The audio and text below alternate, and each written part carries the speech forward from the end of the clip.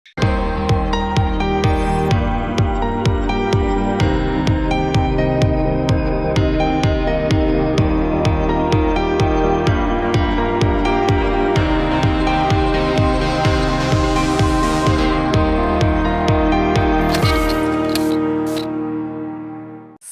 Everyone, welcome to our channel. So बच्चे लोग, हम लोग पढ़ रहे हैं क्लास 12 बिजनेस स्टडीज के अंदर चैप्टर नंबर 12 कंज्यूमर प्रोटेक्शन। सो बच्चों, आई होप कि अब तक जितना भी ये चैप्टर हम लोगों ने पढ़ लिया है उसकी सारी की सारी बातें आपको एकदम क्लियर होंगी और बहुत मज़ा आ रहा होगा इन सब चीज़ों को पढ़ने में। और लास्ट क्लास तो हमारी बहुत ही ज़्यादा इन्फॉर्मेटिव थी। एक ऐसी क्लास जहाँ पर कुछ ऐसी चीज़ें आपको पढ़ाई गई जो सिर्फ आपके लिए ही जाननी ज़रूरी नहीं थी, बल्कि यहाँ पर ज़रूरी था कि आप आगे अपने से जुड़े बहुत सारे लोगों को उन्हीं सब चीज़ों के बारे में एजुकेट करें। सो आई होप कि आपने उन सभी लोगों को एजुकेट किया होगा regarding all those consumer rights and the responsibilities. तो लास्ट क्लास में हम लोगों ने कवर अप किए कंज्यूमर राइट्स एंड रिस्पॉन्सिबिलिटीज़। सो अब मेरे प्यारे बच्चों, मुझे फटाफट से कमेंट बॉक्स में बता दो कि कैसे तुम लोगों ने कंज्यूमर राइट्स यहाँ पर लर्न किए हैं, किसको हायर किया था तुमने वो सारे राइट्स को लर्न करने के लिए, और तो और तुम्हारी क्या सोशल रिस्पॉन्सिबिलिटी बनती है। फटाफट से उनके सारे पॉइंट्स मुझे लिखकर बता दो और ये बता दो कि मैम अब हम इन सब चीज़ों को नहीं भूलने वाले हैं। ठीक है, तो चलो तुम लोग लगाओ अपनी अटेंडेंस कमेंट बॉक्स में और हम स्टार्ट करते हैं फिर उसके बाद अपनी आज की क्लास। तो बच्चों, ये सब तो हम लोगों ने जान लिया है कि बीइंग अ कंज्यूमर हमारे राइट्स क्या होते हैं और हमारी रिस्पॉन्सिबिलिटी क्या है, यानी कि अधिकार और जिम्मेदारियां दोनों हम लोग जान चुके हैं।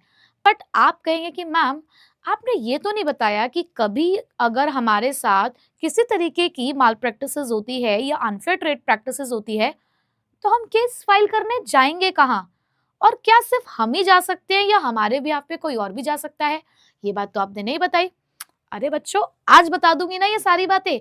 आज तुम्हें इस चैप्टर से रिलेटेड जितनी भी बातें हैं वो सारी बता दूंगी कि कौन केस फाइल करने के लिए जा सकता है और कहाँ जा सकता है, और भी बहुत सारी अच्छी चीजें हैं जो मैं आज यहाँ पर आपको बताने वाली हूँ। तो देखो, सबसे पहला टॉपिक जो हमें यहाँ पर पढ़ना है वो है who can file a complaint. भाई पहली जानकारी तो इसी चीज की लेनी जरूरी है कि कंप्लेंट फाइल कर कौन सकता है।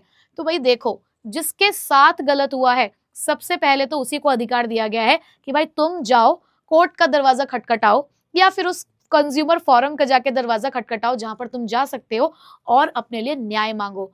तो बेटा, a complaint before the appropriate consumer forum can be made by any consumer.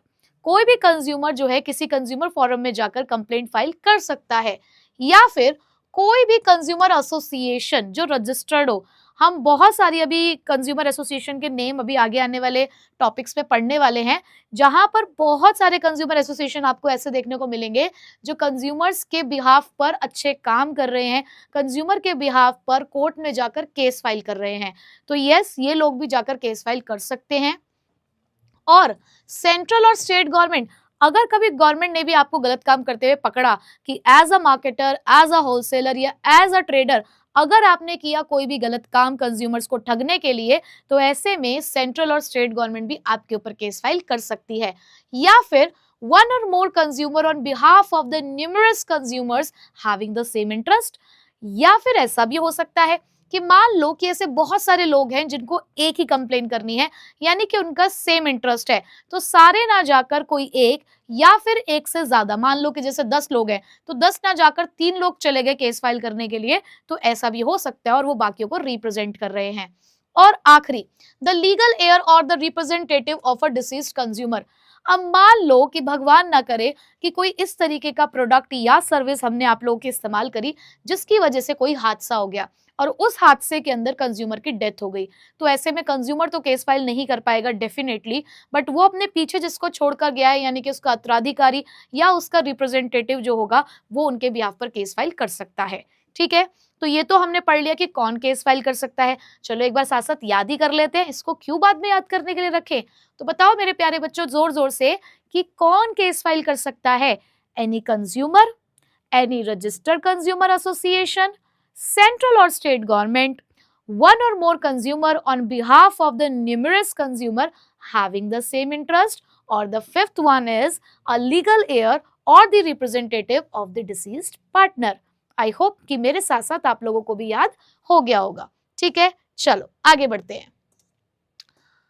अब ये जो मैम लीगल फ्रेमवर्क है कंज्यूमर प्रोटेक्शन एक्ट 2019 का, ये कैसा है और कितने हिस्सों में बटा हुआ है और इसके अंदर क्या क्या चीजें होती है। बेटा जब ये कंज्यूमर प्रोटेक्शन एक्ट आया तो इसको कुछ फ्रेमवर्क में डिजाइन किया, मतलब हमने इसका एक स्ट्रक्चर, एक ढांचा बनाया और उस ढांचे के अंदर सबसे पहले तो हमने डिफाइन किया कंज्यूमर प्रोटेक्शन एक्ट 2019 को। हालांकि इस एक्ट के बारे में मैं बहुत सारी बातें आपको पहले ही बता चुकी हूँ, एक रिवीजन टाइप से इसको दोबारा से देख लो क्योंकि ये सारी चीजें मैंने आपको स्टार्टिंग में ही बता दी है, बट फिर भी देख लेते हैं। It is the most important legislation for protecting the interest of the consumer in India. हमारे इंडिया के अंदर कंज्यूमर्स को प्रोटेक्ट करने के लिए बहुत ही इंपॉर्टेंट लॉ है, बहुत ही इंपॉर्टेंट एक्ट है जो यहाँ पर बनाया गया है। The act aims to provide the better protection to the consumer and to establish the authority for quick and effective redressal of their grievances. ये एक्ट एक आपको बेटर प्रोटेक्शन भी देता है, प्लस ये मदद करता है कि अथॉरिटी सेटअप हो ऐसी जो जल्द से जल्द हमारे कंज्यूमर्स की जितनी भी प्रॉब्लम्स है, जितने भी ग्रीवेंसेस हैं, उनके लिए सॉल्यूशन निकाल कर लाएं, यानी कि उनको न्याय दिलवाएं। It replace the consumer protection act 1986 और इसने कंज्यूमर प्रोटेक्शन एक्ट 1986 को रिप्लेस किया है और अपने आप को एक्सपेंड किया है, अपना जो स्कोप है उसको एक्सपेंड किया है, जिसके अंदर ई कॉमर्स को भी इंक्लूड किया गया, मिसलीडिंग एडवर्टाइजमेंट पे बहुत ज्यादा ध्यान दिया गया और प्रोडक्ट की लाइबिलिटीज वगैरह, इन सारी बातों पर यहाँ पर उन्होंने बहुत ज्यादा डिस्कशन अब किया है। ठीक है, तो आई होप कि आपको पहला पॉइंट समझ में आ गया होगा। आगे चलते हैं सेकेंड पॉइंट की तरफ कि और क्या हुआ है इसके अंदर। अब जब नया एक्ट आया तो central consumer protection authority, CCPA, repeat after me, CCPA, central consumer protection authority.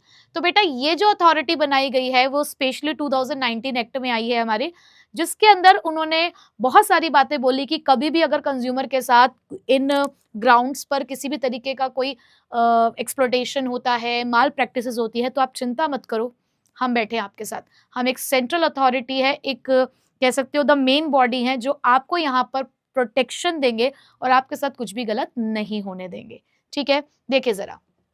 So CCPA is a central regulatory body, तो एक रेगुलेटरी बॉडी है, यानी कि अगर तुम कभी भी बदमाशी करोगे तो ये लेकर आएगी, उठाएगी डंडा और तुम्हारी पिटाई लगाएगी। ठीक है, and setup under the consumer protection act 2019 act के तहत इसको बनाया गया है। It deals with the violation of the consumer rights. अब ये किस किस चीज के साथ डील कर रही है कि कभी भी अगर कंज्यूमर के राइट्स का उल्लंघन होता है, अनफेयर ट्रेड प्रैक्टिसेस आप लोग यहाँ पर फॉलो कर रहे हो, मिसलीडिंग गलत एडवर्टाइजमेंट देते हो, कहते कुछ हो करते कुछ हो, बहुत गलत गलत बात बोलते हो। कई बार होती है कि बहुत सारी कंपनीज हैं जो बहुत ही गलत स्टेटमेंट्स देती हैं अपनी एड में कि इसको इस्तेमाल करोगे तो ऐसा हो जाएगा, वैसा हो जाएगा, और इन रियलिटी हमें कुछ नहीं मिल रहा है। तो भाई देखो, ऐसे में फिर आप लोगों को अंजाम भुगतना पड़ेगा। CCPA जो भी डिसीजन लेगा आपको मानना पड़ेगा। ठीक है, अब क्या क्या कर सकती है हमारी CCPA? ये इस तरीके के मैटर्स में इन्वेस्टिगेट कर सकती है, ये रिकॉल कर सकती है अनसेफ गुड्स को, यानी कि आपने जितने भी गुड्स यहाँ पर बेच दिए हैं अनसेफ जो थे, उन्हें वापस बुलाओ, उनके जो भी आपने सेल के लिए निकाल दिए थे उनको विड्रॉ करो वहां से, डिसकंटिन्यू करो अपनी अनफेयर ट्रेड प्रैक्टिसेस को, यानी कि आगे आप ऐसा कुछ नहीं करेंगे। और अगर आप गलत एडवर्टाइजमेंट देते हुए पकड़े गए तो आपके ऊपर पेनल्टीज लगेंगी और कंप्लेन भी आपके ऊपर फाइल की जाएगी कंज्यूमर कमीशन के अंदर जाकर। ठीक है, एग्जाम्पल में उन्होंने दिया कि मान लो कि कोई एक कंपनी जो है यहाँ पर एक फॉल्स क्लेम दे रही है, गलत एडवर्टाइजमेंट दे रही है और ये क्लेम करती है कि ये जो ड्रिंक है ना आपकी इम्यूनिटी को इंस्टेंटली बूस्ट करती है, तो यहाँ पर CCPA स्टॉप कर सकती है उस एड को और फाइन कर सकती है कंपनी को। और मुझे लगता है कि आप सभी बच्चों को याद होगा कि ऐसा एक केस हुआ भी है जहां पर आप अपने किसी एक पर्टिकुलर प्रोडक्ट के रिगार्डिंग कुछ क्लेम कर रहे थे, ऐसा एक एनर्जी ड्रिंक के साथ भी हुआ था। उन्होंने तो मस्त सी टैगलाइन अपनी रख दी, लेकिन हमारे कंज्यूमर थोड़े से सिर पर है भैया, कोई घूम गया किसी का दिमाग, उसने कहा नहीं जी अब तो हमें करके ही दिखाना है, हम तो देखना चाहते हैं कि ऐसा होता है या नहीं होता। तो ऐसे में उस कंपनी को एक ह्यूज अमाउंट ऑफ पेनल्टी जो है वो भरनी पड़ी थी इस वजह से। तो डेफिनेटली आप सभी लोगों को ये सारी बातों की जानकारी होनी चाहिए। तो मुझे कमेंट बॉक्स में बताना कि क्या आपको इस केस के बारे में पता है या नहीं। तो यहाँ पर CCPA यही बता रहा है कि अगर कोई कंपनी इस तरीके की कोई मिसलीडिंग एडवर्टाइजमेंट देगी तो हम उनको पकड़ेंगे, पेनल्टी लगाएंगे और हो सकता है उनके ऊपर केस फाइल भी हम करें। ठीक है, अब तीसरा स्ट्रक्चर में हमारे क्या आता है, 3 tier redressal machinery under the act. यानी कि आपकी समस्याओं को सुलझाने के लिए हम यहाँ पर 3 लेवल पर हमने अपनी जो इंस्टीट्यूशंस हैं, अपनी जो रेड्रेसल मशीनरीज हैं, उनको यहाँ पर हमने सेटअप कर दिया है कि आपकी जो भी परेशानी है उस परेशानी को हम डिस्ट्रिक्ट लेवल पर भी देख रहे हैं, स्टेट लेवल पर भी देख रहे हैं और नेशनल लेवल पर भी देख रहे हैं। बट कब आप कौन से लेवल पर जा सकते हो उसके लिए कुछ क्राइटेरिया है जो भी मैं आपको यहाँ पर आगे बताने वाली हूँ। तो एक्ट ने क्या प्रोवाइड किया? एक्ट ने प्रोवाइड करा है हमें 3 टियर इन्फोर्समेंट सिस्टम, जहां पर कंज्यूमर अपनी प्रॉब्लम का सॉल्यूशन ले सकता है डिस्ट्रिक्ट कमीशन, स्टेट कमीशन और नेशनल कमीशन में जाकर। बट कब कहाँ जाना है ये एक बहुत बड़ी बात है जो आपको सोचनी है, और वो मैं आपको डेफिनेटली बताऊंगी कि कब कहाँ जा सकते हैं। ठीक है, तो चलिए बच्चों, अब यहाँ पर बात करते हैं कि जैसा मैंने आपको स्टार्टिंग में बताया कि मैंने आपको ये तो बताना ही है कि भाई हम कौन कौन जाकर केस फाइल कर सकता है। अब कहाँ केस फाइल कर सकते हैं ये बात भी तो जाननी बहुत जरूरी है। तो बस अब मैं यहाँ पर आपको बताती हूँ कि 3 लेवल पर हमारा जो कंज्यूमर प्रोटेक्शन एक्ट 2019 है वो कैसे वर्क करता है, कब आप कौन से कमीशन में जा सकते हो, यानी कि कौन से कंज्यूमर फोरम में जा सकते हो। तो उसके लिए सबसे पहले तो इनके नाम जान लो। इनके नाम है डिस्ट्रिक्ट कमीशन, स्टेट कमीशन और नेशनल कमीशन। तीनों अलग अलग लेवल पर वर्क करते हैं, जैसे कि डिस्ट्रिक्ट कमीशन डिस्ट्रिक्ट लेवल पे, स्टेट कमीशन स्टेट लेवल पे और नेशनल कमीशन एक नेशनल लेवल पे वर्क करता है। अब इनको बनाता कौन है ये भी जानना बहुत जरूरी है। तो बेटा अगर एस्टैब्लिशमेंट की बात करें तो डिस्ट्रिक्ट कमीशन को स्टेट गवर्नमेंट हर एक डिस्ट्रिक्ट में जाकर, स्टेट कमीशन को स्टेट गवर्नमेंट एक स्टेट कैपिटल की तरह, नेशनल कमीशन होता है हमारा एस्टैब्लिश सेंट्रल गवर्नमेंट के थ्रू। ठीक है, तो बहुत ही सिंपल सी बात है, अगर डिस्ट्रिक्ट और स्टेट कमीशन की बात है तो उसे हमारा स्टेट गवर्नमेंट सेटअप कर रहा है, और वहीं पे नेशनल कमीशन की अगर बात है तो भैया बड़ी चीज आ गई है तो सेंट्रल गवर्नमेंट आएगी। ठीक है, कॉम्पोजिशन की मैं बात करूं कि किसमें कौन कौन है, कितने कितने लोग हैं यहाँ पर, तो तीनों में ही एक प्रेसिडेंट होता है, पर तीनों की कहीं ना कहीं आप कह रहे हो कि बीइंग अ प्रेसिडेंट जो क्वालिफिकेशन है वो अलग है। डिस्ट्रिक्ट में जो प्रेसिडेंट है वो एक डिस्ट्रिक्ट जज की तरह क्वालिफाइड होना चाहिए, स्टेट कमीशन में जो प्रेसिडेंट है वो हाई कोर्ट के जज की तरह क्वालिफाई होना चाहिए, और नेशनल कमीशन का जो प्रेसिडेंट है वो सुप्रीम कोर्ट के जज की तरह क्वालिफाई होना चाहिए। अब बात आती है मेंबर्स की, तो डिस्ट्रिक्ट कमीशन में हमारे पास 2 मेंबर होने चाहिए, स्टेट कमीशन में एटलीस्ट 4 मेंबर्स और नेशनल कमीशन में भी एटलीस्ट 4 मेंबर्स होने चाहिए। अपॉइंटमेंट अथॉरिटी किसके पास है? डिस्ट्रिक्ट कमीशन और हमारा जो स्टेट कमीशन है दोनों में ही जो मेंबर्स अपॉइंट होते हैं वो स्टेट गवर्नमेंट के थ्रू अपॉइंट होते हैं। एक सिलेक्शन कमेटी होती है, वो पहले रिकमेंडेशन देती है और उसके बेसिस पर मेंबर्स को अपॉइंट करती है हमारी स्टेट गवर्नमेंट।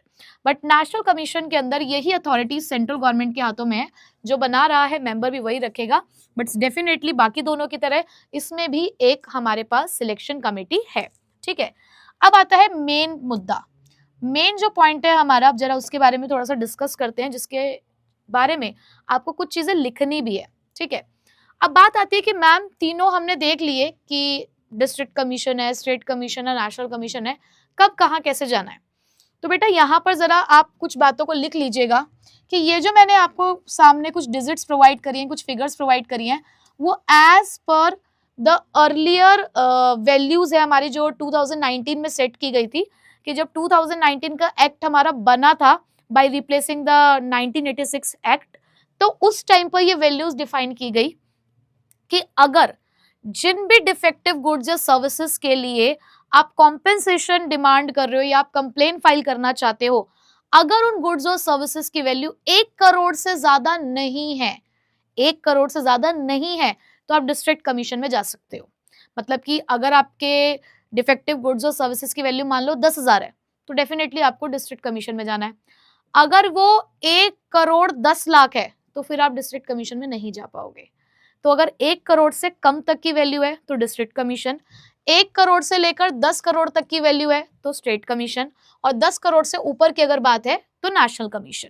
ठीक है, तो ये 2019 का जो हमारा अर्लियर एक्ट चल रहा है उसके हिसाब से वैल्यूज है कि अगर 1 करोड़ से कम की कीमत है आपके डिफेक्टिव गुड्स और सर्विसेज की तो आप जाएंगे डिस्ट्रिक्ट कमीशन में, 1 करोड़ से 10 करोड़ के बीच की बात है तो आप जाएंगे स्टेट कमीशन में, 10 करोड़ से ऊपर आप जाएंगे नेशनल कमीशन में। ठीक है, लेकिन अब प्रॉब्लम कहाँ आई कि 2021 दिसंबर 2021 में क्या हुआ कि एक बैठक बैठी और उसमें एक चीज नोटिस की गई कि ये जो हमने इतनी हायर वैल्यू सेटअप की है कि डिस्ट्रिक्ट कमीशन में ही आप कह रहे हो कि 1 करोड़ से कम की वैल्यूज के सारे जितने भी केसेस है वो सब डिस्ट्रिक्ट कमीशन में जाएंगे। अब जनरली अगर हम देखें बीइंग अ कंज्यूमर, तो 1 करोड़ से ऊपर जाना तो शायद बहुत मुश्किल है, बहुत रेयर ही ऐसे केसेस होते होंगे जो 1 करोड़ से ऊपर की बात करते होंगे। तो ऐसे में जो वर्कलोड था, जो कंप्लेंट्स का जो वर्कलोड था, वो ज्यादा से ज्यादा किसके ऊपर पड़ रहा था? डिस्ट्रिक्ट कमीशन के ऊपर। तो ऐसे में इन सभी चीजों को देखते हुए दिसंबर 2021 के अंदर एक अमेंडमेंट आया, एक नोटिफिकेशन आया हमारा, जिसने 2019 के एक्ट में कुछ चेंजेस करे, जिसमें उन्होंने इन पुरानी वैल्यूज को हटाया है और कुछ नई वैल्यूज इनकॉर्पोरेट की हैं। अब आप कहेंगे कि मैम जब वैल्यूज चेंज हो गई हैं तो आप हमें पुरानी वैल्यूज क्यों पढ़ा रही हैं? अब उसके पीछे रीजन है, अब काजल मैम ऐसे तो कुछ बात आपको नहीं बताएंगी, डेफिनेटली उसके पीछे कोई ना कोई रीजन होगा। तो बच्चों द रीजन इज कि हमारी जितनी भी रेफरेंस बुक्स हैं इस टाइम पर, जो भी आप पढ़ रहे होगे, इवन आप खुद भी देख रहे होगे उसके अंदर, तो वहां पर यही वाली वैल्यूज आपको लिखी हुई मिलेंगी।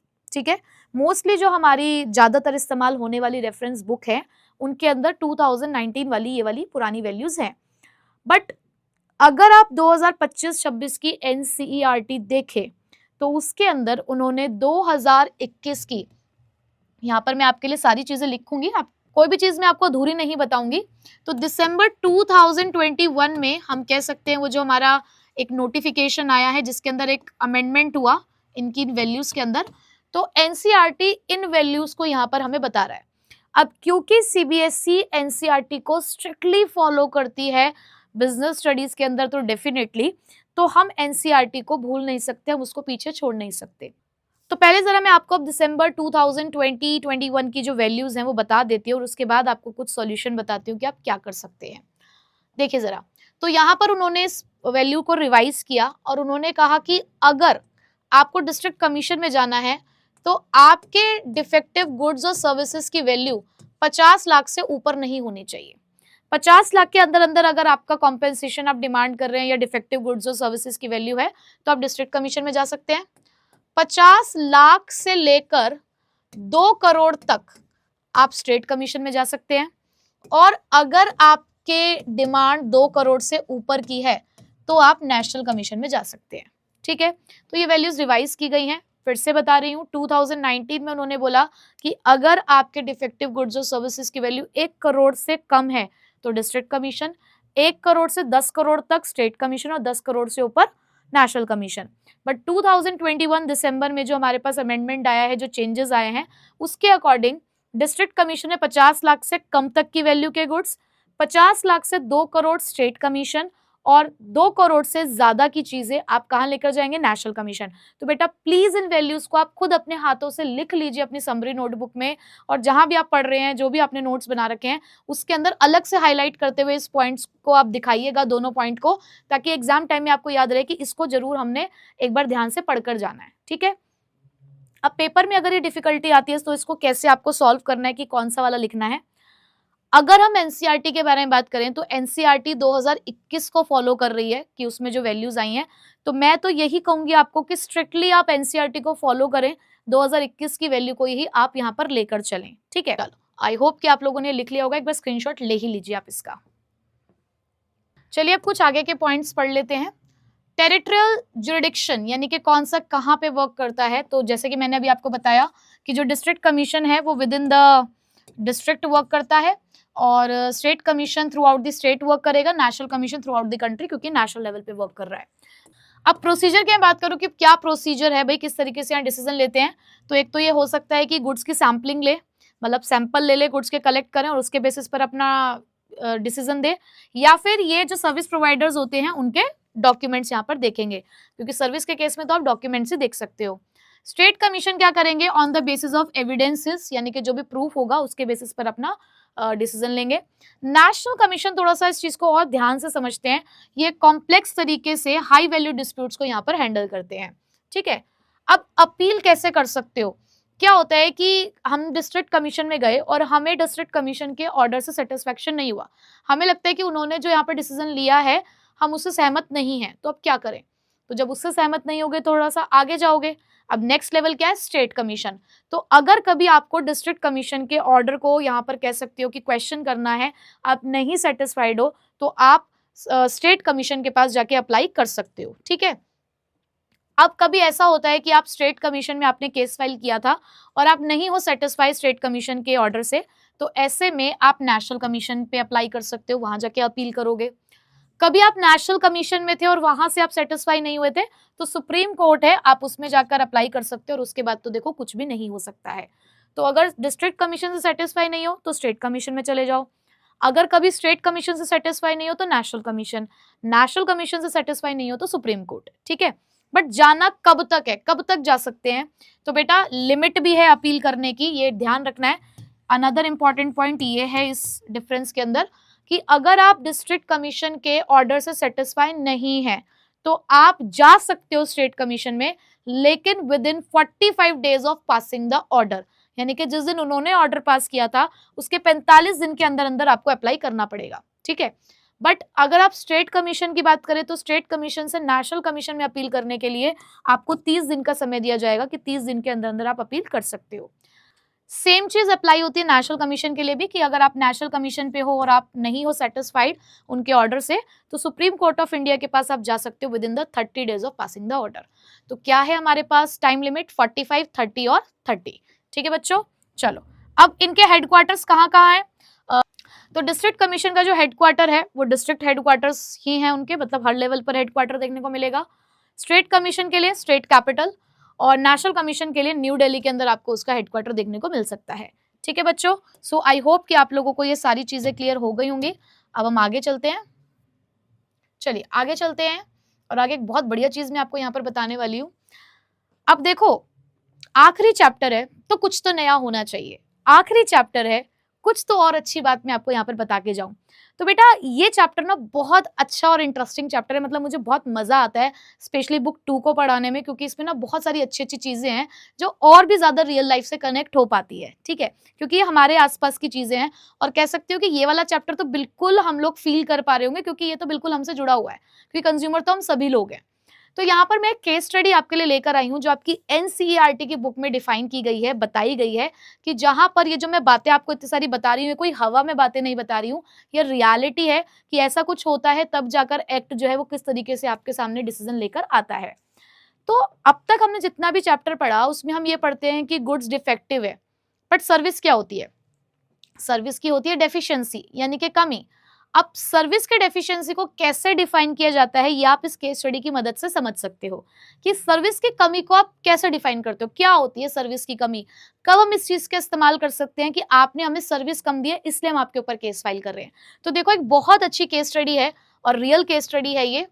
देखिए जरा क्या हुआ था कि ये केस स्टडी बेस्ड है एक जजमेंट के ऊपर जो एक कंज्यूमर फोरम ने लिया था रायपुर के अंदर May 4, 2017 में, जिसके अंदर ऐसा हुआ था कि एक एटीएम मशीन के अंदर बार बार एक मैसेज डिस्प्ले हो रहा था, नॉन अवेलेबिलिटी ऑफ कैश या कैश इज नॉट अवेलेबल। तो ऐसा ही एक कंज्यूमर के पास हुआ और उस कंज्यूमर ने पिटीशन डाली कोर्ट में जाकर, यानी कि जो भी कंज्यूमर फोरम था उसमें जाकर उसने पिटीशन डाली कि मैं 3 बार एक एटीएम मशीन के पास गया, कि मैं 3 बार एटीएम गया हूं कैश विड्रॉ करने के लिए और एटीएम का काम होता है हमें कैश विड्रॉ करके देना, बट तीनों बारी में मुझे एक मैसेज यहां से मिला कैश नॉट अवेलेबल। तो आप मुझे बताइए कि एटीएम का काम क्या है, एटीएम हमें सर्विस दे रही है कि हमें कैश प्रोवाइड करती है, बट 3 बार जाने के बावजूद भी मुझे एक भी बार उसकी वो सर्विस नहीं मिली, तो क्या ये डेफिशिएंसी ऑफ सर्विस नहीं है? ऐसा उस कस्टमर ने पिटीशन डाली एक कंज्यूमर फोरम में। अब कंज्यूमर फोरम ने बैंक को बुलाया, पूछा उससे कि हाँ बैंक बताओ जरा ये क्या कह रहे हैं। तो बैंक बनने चला था चतुर और चालाक, और देखो क्या लॉजिक लगाया, क्या आर्ग्यूमेंट दिया उसने। बैंक कहता है कि एटीएम मशीन हम थोड़ी चलाते हैं, एटीएम मशीन तो इंटरनेट से चलती है। तो अगर कोई पर्सन एटीएम से पैसे निकालने के लिए भी आता है तो वो हमसे डायरेक्टली कहाँ इंटरेक्ट कर रहा है, ये कोई हमारी डायरेक्ट सर्विस थोड़ी है। तो ऐसे में एटीएम मशीन में पैसा ना होना हमारी डेफिशिएंसी ऑफ सर्विस नहीं है, इसके लिए हम कोई जिम्मेदार नहीं है। बताओ एटीएम तुम्हारे बैंक का एटीएम तुम्हें ही मेंटेन करना है और तुम कहते हो कि तुम्हारी सर्विस नहीं है। तो बैंक की इस बातों को सुनकर फोरम को तो बहुत गुस्सा आया और फोरम ने डिसीजन लिया कि हम तुम्हारी इस लॉजिक को कंप्लीटली रिजेक्ट करते हैं। ये तुम बेकार की बातें जो बना रहे हो ना, ये बातें तुम्हारी सही नहीं है। एटीएम तुम ही चलाते हो, तुम्हारे बैंक का एटीएम है, तुम्हें मेंटेन करना है, तो ये इंश्योर भी तुम्हें ही करना है कि हमेशा एटीएम मशीन के अंदर पैसा हो। अदरवाइज जब 3 बार बेचारा कोई एक कंज्यूमर गया पैसे लेने के लिए और उसे एक बार भी अगर पैसा नहीं मिला, तो ये गलती किसकी है? चलो एक आध बार हो जाता है, बट 3 बारी में भी उसको पैसा नहीं मिला, तो सोचो ना उस बेचारे के साथ क्या क्या हुआ होगा, कितनी अर्जेंट नीड हो सकती है उस पर्सन की, और तुमने यहाँ पर उसको सही सर्विस नहीं दी। तो कैसे तुम एटीएम की सर्विस के नाम के पैसे काटते हो? क्यों काटते हो फिर तुम एटीएम की सर्विस के नाम के पैसे? नहीं काटने चाहिए ना। तो यहाँ पर बैंक ने ऑर्डर किया कि सुनो भाई, कंज्यूमर जो है वो फ्रीक्वेंटली एटीएम में जाता है कैश को विड्रॉ करने के लिए, ठीक है, और वहां तुम डिस्प्ले कर रहे हो कैश नॉट अवेलेबल का मैसेज रिपीटेडली, जो कि यहाँ पर लैक ऑफ सर्विस को रिप्रेजेंट कर रहा है कि तुम्हारी सर्विस में कमी है। तो अगर तुम यहाँ पे मेंटेन नहीं कर पा रहे हो एटीएम में कैश, तो ये तुम्हारी डेफिशिएंसी ऑफ सर्विस है बैंक, तुम्हारी, तुम्हें यहाँ पर इस चीज का अर्जाना भुगतना पड़ेगा। तो ऐसे में फाइनल ऑर्डर आया और फोरम ने कहा कि हम तुम्हें ये ऑर्डर देते हैं अब कि अगर तुमने प्रॉपर एटीएम मशीन में पैसा नहीं रखा, यानी कि अपनी सर्विस नहीं दी, तो ये तुम्हारी डेफिशिएंसी इन सर्विस है। और ये बात अब सभी एटीएम पे लागू होती है, सभी बैंक्स पे लागू होती है कि अगर उनके एटीएम में पैसा नहीं होगा तो ये डेफिशिएंसी इन सर्विस है। और बैंक ने फाइन भी लगाया उस बैंक के ऊपर, सॉरी फोरम ने बैंक के ऊपर फाइन भी लगाया, 1500 रुपए तो उन्होंने लगाए मेंटल हेरेसमेंट के, कि कंपेंसेशन दो इस बेचारे को, कि पता नहीं कितनी प्रॉब्लम में होगा, ये इसको कितने पैसों की जरूरत होगी, बार बार वो जा रहा है पैसे देखने के लिए पर उसे पैसे मिल नहीं रहे हैं। तो 1500 रुपए तो मेंटल हेरेसमेंट के है और 1000 रुपए तुम्हारे लीगल एक्सपेंसेस हैं, तो 2500 रुपए की उसके ऊपर पेनल्टी लगाई। कहने को देखो अमाउंट बहुत कम है पेनल्टी का, बट स्टिल ये एक लेसन है कि आप इस तरीके की अगर सर्विसेज में लैकिंग करते हो, डेफिशिएंसी करते हो, तो आपके ऊपर पेनल्टी लग सकती है। तो ये एक लेसन की तरह था कि चलो ठीक है, पहली बार हम आपको ये छूट दे रहे हैं, सिर्फ 2500 में ही आपको कह रहे हैं कि ठीक है कोई बात नहीं, नेक्स्ट टाइम एक बड़ी पेनल्टी भी भरनी पड़ सकती है आपको, ठीक है। तो कॉन्सेप्ट बेसिकली क्या हाईलाइट कर रहा है? कॉन्सेप्ट हाईलाइट कर रहा है डेफिशिएंसी इन सर्विस का मतलब, कि कंज्यूमर प्रोटेक्शन एक्ट 2019 में डेफिशिएंसी का मतलब क्या होता है इन सर्विस, कि जहां आप फेल हो जाएं या लापरवाही दिखाएं अपनी प्रॉमिस सर्विस को पूरा करने में, ठीक है। चलिए, तो आई होप कि अब डेफिशिएंसी इन सर्विस का मतलब आपको पता चल गया होगा। अब आप कहेंगे कि मैम ठीक है, आपने हमें बहुत सारी जानकारी दे दी और बहुत बढ़िया बढ़िया, आपने हमें ये भी बता दिया कि कौन कंप्लेन करेगा, आपने हमें ये भी बता दिया है कि कहाँ जाना है और क्या हमारा लीगल फ्रेमवर्क है, और इवन इतनी बढ़िया केस स्टडी भी आपने बता दी। पर मैम अब ये तो बताओ कि जब भी कभी ये इस तरीके की प्रॉब्लम होती है, हम जाते हैं कंज्यूमर फोरम में, तो हमें क्या क्या मतलब सॉल्यूशंस मिल सकते हैं, इसका हमें मतलब क्या रिलीफ मिल सकता है? तो बेटा सब बात बताऊंगी, चिंता क्यों करते हो, अगला टॉपिक इसी के ऊपर है, reliefs and remedies available to a consumer as पर कंज्यूमर प्रोटेक्शन एक्ट 2019, यानी कि 2019 एक्ट के तहत क्या क्या सॉल्यूशन आपको मिल सकते हैं, वो अब मैं यहाँ पर आपको बताने वाली हूँ। और इसके लिए 3R तो तुम याद ही कर लो। अब वो 3R क्या है? Remove, replace and refund. तो ये 3R से आपके एटलीस्ट 3 पॉइंट तो कवर हो ही जाएंगे। अब सिंपल सी बात है ना यार, मान लो कि मैंने वही एक डेनिम जैकेट ऑर्डर करी किसी ऑनलाइन ऐप से, ठीक है। जैसी वो जैकेट मेरे पास आई, मैंने उस जैकेट को जब देखा तो उस जैकेट के अंदर बहुत सारे होल थे, बहुत सारे छेद हुए थे, तो मतलब मेरा पीस डिफेक्टिव निकला ना। तो मैंने वहां पर उनसे कांटेक्ट किया और मैंने उनसे कहा कि देखो भाई, पीस डिफेक्टिव निकला है, तो एक काम करो, इस डिफेक्टिव पीस को या तो रिप्लेस कर दो या तो इसको वापस ले लो और मुझे मेरा पैसा वापस कर दो। तो मैंने उनके सामने 2 ऑप्शन रख दिए ना कि मुझे क्या रेमेडी चाहिए, क्या सॉल्यूशन चाहिए, कि या तो रिप्लेस करो इस प्रोडक्ट को विद द न्यू वन, मुझे एक नई जैकेट भेज दो, या फिर अगर तुमसे ये नहीं हो पा रहा है, तुम्हारे पास फ्रेश पीस अवेलेबल नहीं है, तो मुझे मेरा पैसा वापस कर दो। तो इस केस में सॉल्यूशन मिला रिप्लेस और रिफंड द प्राइस पेड, ठीक है। एक सॉल्यूशन और होता है रिमूव द डिफेक्ट, बट अगर वो उस होल को भरने के लिए उसको सिल भी देंगे तो भी वो जैकेट तो एकदम से मतलब फिर नई जैकेट कहाँ है भाई, वो तो डिफेक्टिव ही रहेगी ना तब भी, क्योंकि वो एक ऐसा डिफेक्ट है जो रिमूव नहीं किया जा सकता है। तो रिमूव द डिफेक्ट वाला फिर सॉल्यूशन मुझे यहाँ पे नहीं मिला। तो depending upon the situations reliefs अलग अलग हो सकते हैं, पर अब कौन कौन से रिलीफ्स होते हैं अंडर द डिफरेंट सर्कमस्टांसेस वो मैं आपको यहाँ पर बता देती हूँ, ठीक है। देखो जरा, तो सबसे पहला क्या है relief, to remove the defect, कि या तो भाई देखो आपके सामान में कुछ डिफेक्ट है, आवाज आ रही है वॉशिंग मशीन से, तो या तो एक काम करो, सर्विसिंग दो और डिफेक्ट को रिमूव कर दो। एक तो हमने सॉल्यूशन ये दिया उनके सामने कि या तो डिफेक्ट को रिमूव कर दो, या अगर आपकी सर्विस में कमी हो तो अपनी सर्विस को पूरी करके दो हमें, ठीक। या फिर to replace the defective product with the new one, या एक काम करो, आप हमें एक नया सामान दे दो, पुराना ये वाला ले जाओ डिफेक्टिव वाला, नया हमारे पास वापस करो हमें, और जो कि किसी भी डिफेक्ट जो कि फ्री फ्रॉम एनी डिफेक्ट होना चाहिए। या फिर आप एक काम करो, रिफंड करो, जो भी पैसा हमने अब तक आपको भरा है वो पैसा हमें वापस करो, या जो भी हमने चार्जेस आपकी सर्विस के लिए दिए हैं वो पैसा हमें वापस दो। उसके अलावा टू पे a reasonable amount of compensation. अब क्या होता है कि यार वही फिर से भगवान ना करे कि हम कोई एक ऐसा प्रोडक्ट इस्तेमाल कर रहे हैं जिसकी वजह से हमें कोई लॉस या इंजरी हो गई है। जैसे कि मैंने बताया था कि हम एक इलेक्ट्रिक आयरन खरीद के लेकर आए, उसे हम प्रेस कर ही रहे थे कि अचानक से उसके अंदर से धमाका हुआ, शॉर्ट सर्किट टाइप हो गया, जिसकी वजह से हमें इंजरी हो गई, हमें कुछ नुकसान हो गया, हमारा जो सामान है वो खराब हो गया। तो ऐसे में अगर कोई इंजरी या लॉस हो जाता है तो ऐसे में ये रिमूव, रिप्लेस और रिफंड तो काम नहीं आएंगे ना। ऐसे में तो हमें चाहिए भाई कॉम्पेंसेशन। ये जो मरम पट्टी के पैसे लगेंगे अब ये कौन देगा, हमारा सामान खराब हुआ इसका पैसा कौन देगा, तो ऐसे में कॉम्पेंसेशन डिमांड किया जाता है, ठीक है। So to pay the reasonable amount of compensation for any loss or injury suffered by the consumer due to the negligence of the opposite party, कि सामने वाली पार्टी की वजह से जो भी हमारे साथ हादसा हुआ है, जो भी उनकी लापरवाही की वजह से हमें लॉस या इंजरी हुई है, उसका हमें कॉम्पेंसेशन चाहिए। उसके बाद to pay the punitive damages. अब प्यूनिटिव डैमेजेस क्या होता है बेटा? प्यूनिटिव निकला है सॉरी प्यूनिटिव निकला है पनिशमेंट से, तो मैंने नीचे प्यूनिटिव डैमेजेस क्या होता है वो भी लिख दिया, आपको लिखने की जरूरत नहीं है, सिर्फ आपके समझने के लिए मैंने यहाँ पर ये लिखा है कि प्यूनिटिव डैमेजेस का मतलब होता है वो पैसा जो कोर्ट आपको ऑर्डर करता है कि आपको पे करना पड़ेगा एज अ पनिशमेंट।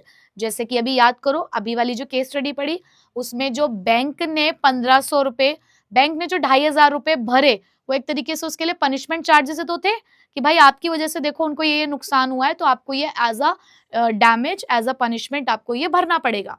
तो प्यूनिटिव डैमेजेस आपको पे करने पड़ सकते हैं किसी एप्रोप्रिएट सर्कमस्टांसेस के अंदर, ठीक है।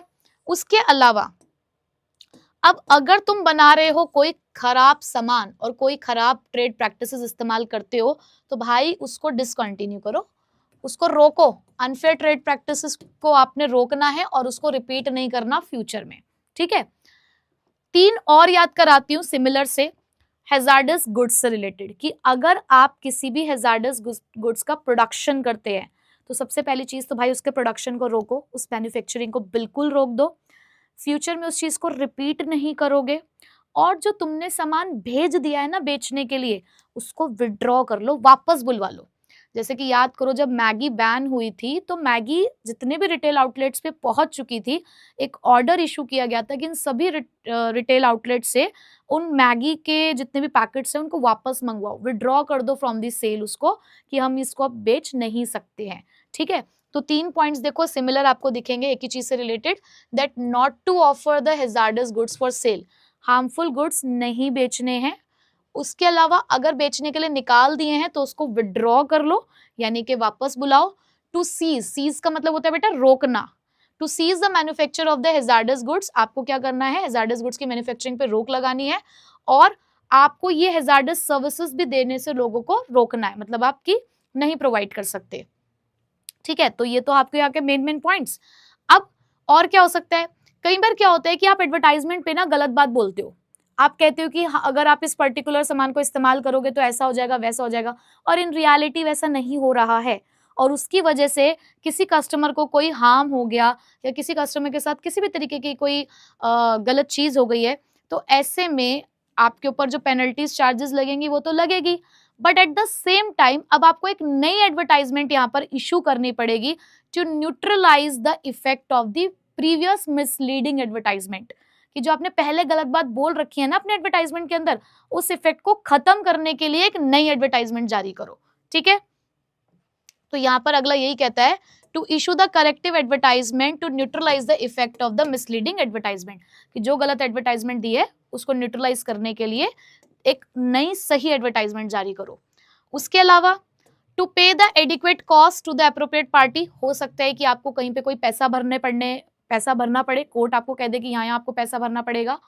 उसके अलावा एक और चीज आती है कि आपको कुछ पैसा भरना पड़ सकता है किसी लॉस या इंजरी के लिए अगर एक लार्ज स्केल पर कंज्यूमर्स के साथ कोई हादसा हुआ हो आपके प्रोडक्ट की वजह से, जहां पर लार्ज नंबर्स ऑफ कंज्यूमर्स जो जिनको आइडेंटिफाई भी नहीं किया सकता कि भाई हमें पता है कि आपने जो पूरा लॉट बेचा है ना 1000 यूनिट का, इस पूरे 1000 यूनिट में प्रॉब्लम है और आपकी वजह से उन 1000 कस्टमर्स के साथ पता नहीं क्या हुआ होगा, जिसमें से कुछ ने तो हमारे पास आके कंप्लेंट फाइल कर दी, कुछ को तो हमने आइडेंटिफाई कर दिया, कुछ को हम आइडेंटिफाई भी नहीं कर पा रहे हैं। ऐसे में आपको एक मिनिमम अमाउंट देना पड़ता है जो कि आपके डिफेक्टिव गुड्स के 25% वैल्यू से कम नहीं होना चाहिए।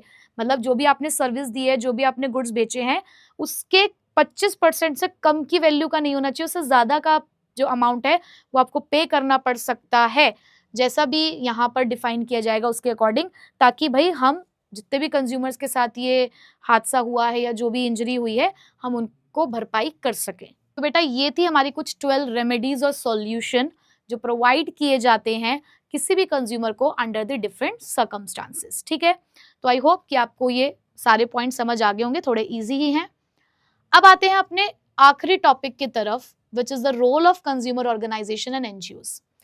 हम बार बार, हमने जब से चैप्टर स्टार्ट किया था शुरुआत में ही हम कुछ कंज्यूमर ऑर्गेनाइजेशन, कंज्यूमर एसोसिएशन के बारे में बात कर रहे थे कि ज़रूरत है कि हमारे कंज्यूमर्स को प्रोटेक्ट किया जाए, उन्हें एक पावर दी जाए, उनके लिए आवाज़ उठाई जाए।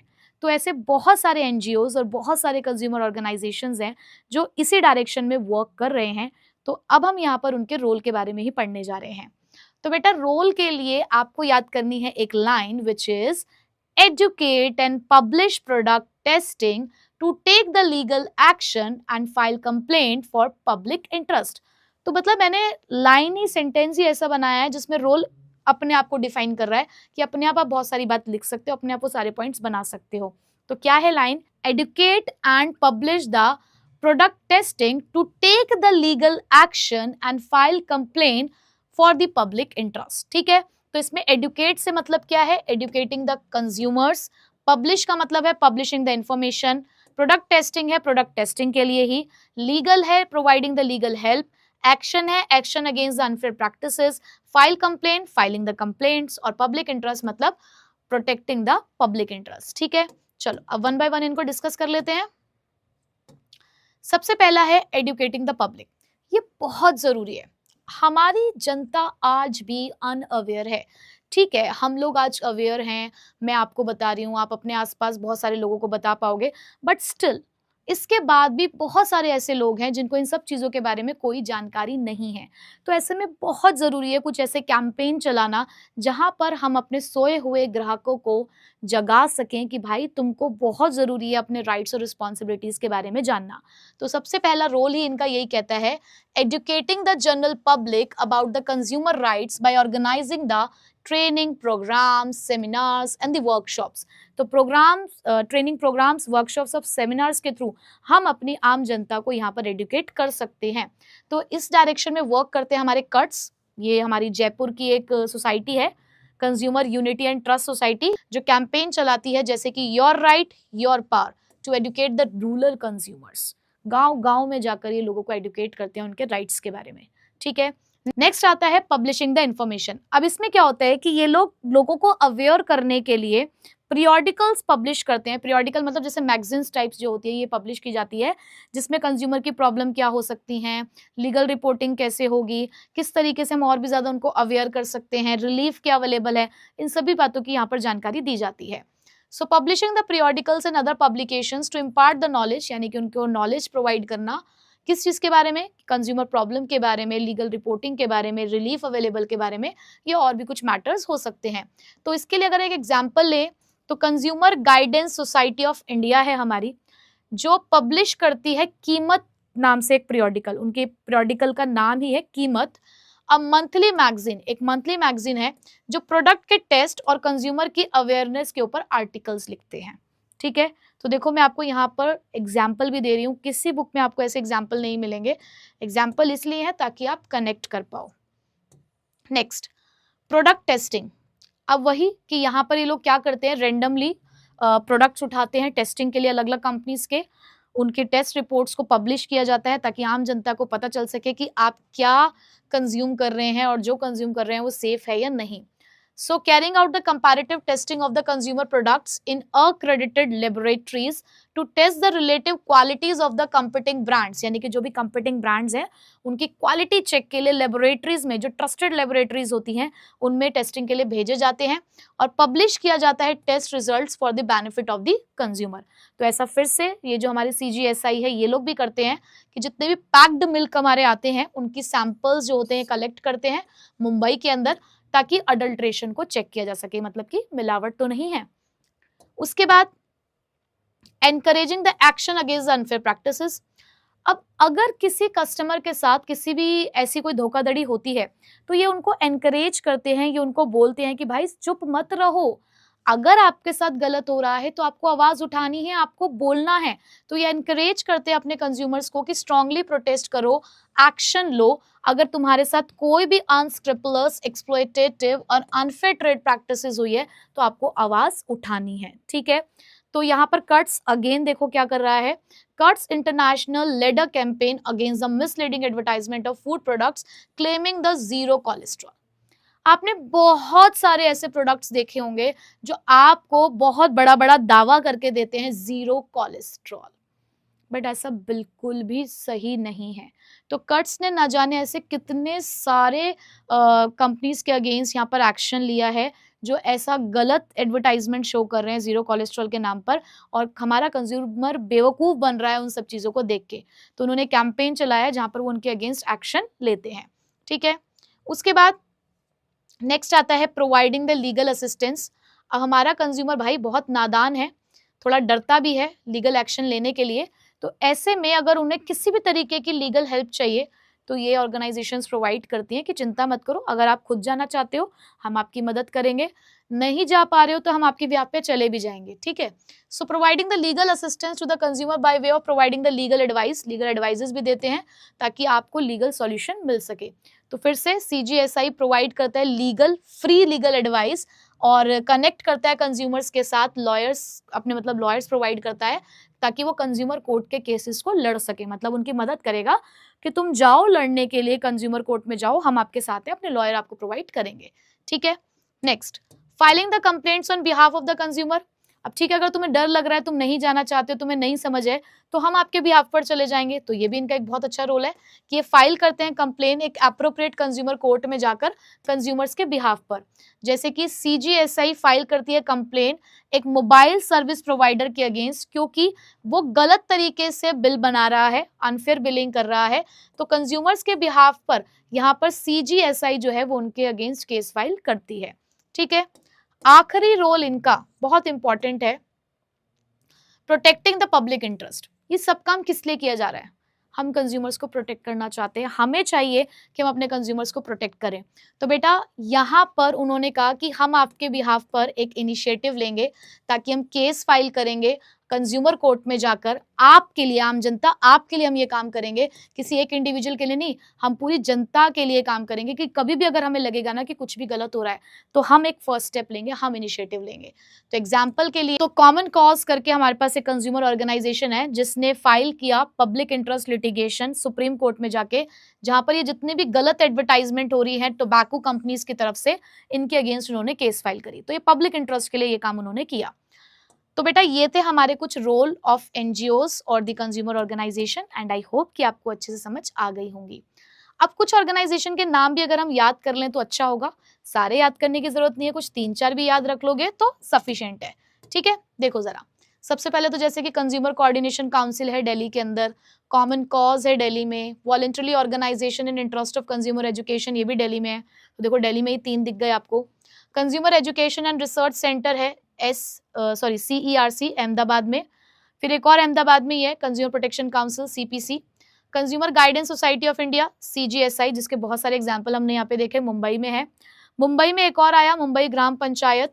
उसके अलावा Karnataka consumer service society Bangalore में है, कंज्यूमर एसोसिएशन कोलकाता में है, और एक और जो हमने यहाँ पर पढ़ा अभी consumer unity and trust society CUTS जो कि जयपुर में है. ठीक है, सो बच्चों this was all about this chapter consumer protection. और मुबारक मुबारक मुबारक, इसी के साथ आपका आज क्लास 12th का सिलेबस कंप्लीट होता है। तो जोरदार तालियां तो बनती ही हैं कि हमने बहुत ही शानदार तरीके से एक एक चीज को इन डेप्थ में पढ़ते हुए आज अपने इस चैप्टर को यहाँ पे कंप्लीट किया और अपने पूरे सिलेबस को इवन कंप्लीट किया, जहां हमने कोई भी चैप्टर ऐसे फॉर्मेलिटी में या ऊपर ऊपर से नहीं पढ़ा। बिल्कुल इन डेप्थ नॉलेज है हमें उस सब चीज़ों की। ठीक है, तो थोड़ा सा आज ये चैप्टर याद दिला रहे हैं मुझे कुछ शुरुआती दिनों की। फिर से मैं आपको थोड़ा सा बताना चाहूँगी कि जब वो स्टार्ट किया था हमने फर्स्ट चैप्टर, तो मेरे दिल में 100 सवाल थे कि पता नहीं आप बच्चों को मेरा पढ़ाया हुआ पसंद आएगा या नहीं आएगा, पता नहीं मैं आपके साथ वो एक जस्टिस कर पाऊंगी या नहीं कर पाऊंगी, आप मेरे साथ कनेक्ट हो पाएंगे या नहीं हो पाएंगे। मेरी जो ये कोशिश है कि मैं इस सब्जेक्ट के लिए जो एक माइंडसेट है बच्चों का, जो मैं स्टार्टिंग में कहा करती थी कि मैं जब भी किसी के मुंह से सुनती हूँ कि बिजनेस स्टडीज़ कैसा सब्जेक्ट है, तो मुझे एक आवाज़ आती ना कि थ्योरेटिकल सब्जेक्ट है, बोरिंग सब्जेक्ट है, तो मेरे दिल को बहुत दुख होता था ये सुन के। तो मैं आई ही इसलिए थी कि मैं आप लोगों का एक माइंडसेट चेंज कर दूं कि business studies is not a completely a theoretical subject, is a practical based theoretical subject. और ये इतना ज़्यादा इंटरेस्टिंग है, इतना फन लविंग, मतलब मुझे तो बहुत मज़ा आता है इसको पढ़ाने में, एंड आई होप कि आपको पढ़ने में भी अब बहुत मज़ा आता होगा। तो वो माइंडसेट मैं आपका चेंज कर पाऊँ। तो आज इस चैप्टर के आखिरी लेसन के साथ मैं आपसे ये क्वेश्चन पूछना चाहूँगी कि आज के इस चैप्टर का जो ये लेक्चर है, इसके कमेंट बॉक्स में जो कमेंट्स हैं वो रुकने नहीं चाहिए, मुझे भर भर के कमेंट्स चाहिए। आप लोगों से एक ये फीडबैक कि वो पहली क्लास और आज आखिरी क्लास है, कैसा फील कर रहे हो और ये जर्नी कैसी रही है हमारी, प्लीज़ मुझे कमेंट बॉक्स में ज़रूर बताइएगा कि क्या आपने अपनी काजोल मैम को अपनाया, क्या आपकी काजोल मैम ने जो आपको पूरे साल पढ़ाया, क्या वो आपको अच्छे समझ आया या नहीं आया। बट हमारी जर्नी अभी ख़त्म नहीं हुई है, हमारी जर्नी अभी बहुत आगे जाने वाली है, ये तो बहुत कुछ करना है। बट ये पहला लेक्चर और आखिरी लेक्चर के जो कमेंट्स हैं वो मेरे को डेफिनेटली देखने हैं, क्योंकि ये याद होंगे मेरे लिए, एक यादगार की तरह एक मेमोरी होगी मेरे लिए।